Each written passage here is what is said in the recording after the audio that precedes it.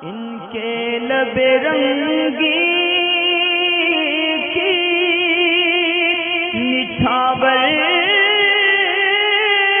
थी कि जिसने।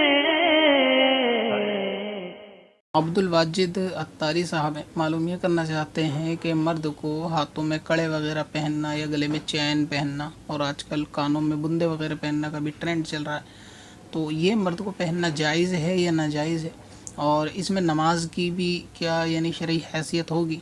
तो मर्द के लिए एक चांदी की अंगूठी के सिवा तमाम चीज़ें यानी जितने ज़ेवरात हैं ये सब मर्द के लिए हराम है, चाहे इसमें बुंदे हों या गले की चेन हो। अब चाहे ये चांदी के हों या सोने के हों या किसी भी धात के हों, कड़े वगैरह भी, ये तमाम चीज़ें मर्द के लिए हराम है। बल्कि इसमें जो सोना है वो तो मर्द के लिए मुतलकन हराम है, सिर्फ औरत के लिए जायज़ है। बाकी चीज़ें भी चांदी की सिर्फ एक अंगूठी के अलावा हराम है, बाकी चांदी मर्द के लिए जायज़ है, वो भी सिर्फ एक अंगूठी की सूरत में, जिसके लिए मैं एक सेपरेट वीडियो अंगूठी के बारे में बना भी चुका हूँ, तो उसमें आप सारी तफसील इसकी देख लीजिए। बाकी जो मर्द वगैरह कान के अंदर बुंदे पहनते हैं या गले में चैन और लॉकेट वगैरह चल रहा है, ये सब चीज़ें भी दुरुस्त नहीं। पहनने वाले ज़ाहिर फासी के मौलिन भी हैं और ये गुनहगार भी हैं। और अगर ये नमाज इस सूरत में पढ़ते हैं कि इनके कानों में बुंदे होते हैं या गले में चैन या हाथ में कड़े वगैरह रहते हैं, तो ये नमाज भी मकरूह तहरीमी होगी, यानी ये नमाज वापस इनको दोहरानी होगी अपनी ज़िंदगी में जिस सूरतों में इन्होंने नमाज़ पढ़ी है। तो क्योंकि हर वो नमाज जो कराहत तहरीमी के साथ अदा की जाए उसका यादा वाजिब होता है, लिहाजा ऐसी सूरत में ये नमाज़ उनको दोहरानी होगी।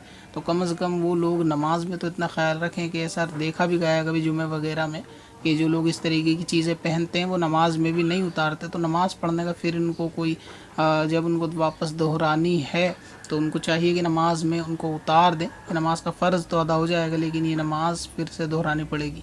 तो नमाज में अंगूठी अगर एक से ज़्यादा चांदी की है, हाथों में छल्ले वगैरह हैं या चैन डाल रखी है या कड़ा पहन रखा है किसी ने, तो ये सब चीज़ों से नमाज जो है वो मकरूह तहरीमी होगी। इसी तरह गले में अगर चैन पहन रखी है या बुंदे वगैरह मर्द ने पहन रखे हैं तो ज़ेवर हराम है।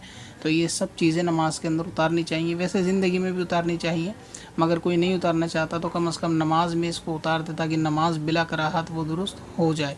अब ये चैन वाली घड़ी भी है, तो इसमें दरअसल उलमा का इख्तिलाफ़ है कि बाज़ का फ़तवा यही है कि नमाज इसमें जो है वो हो जाएगी, अगरचे इसमें इख्तिलाफ़ है, मगर इसके लिए बेहतर यही है कि इसको भी नमाज में उतार दे कम से कम, कि इख्तिलाफ़ से बचना ये मुस्तहब होता है।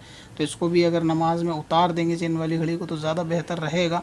बाकी चीज़ें तो हैं ही हराम मर्द के लिए, तो इसमें फिर नमाज में इनकी मकरूह तहरीमी होगी। तो नमाज इनको वापस इस तमाम चीज़ों को उतारने के बाद फिर नमाज इनको दोहरानी पड़ेगी जितनी नमाज इन्होंने पढ़ी हैं। पत्थर में हसन लाले पुरनवार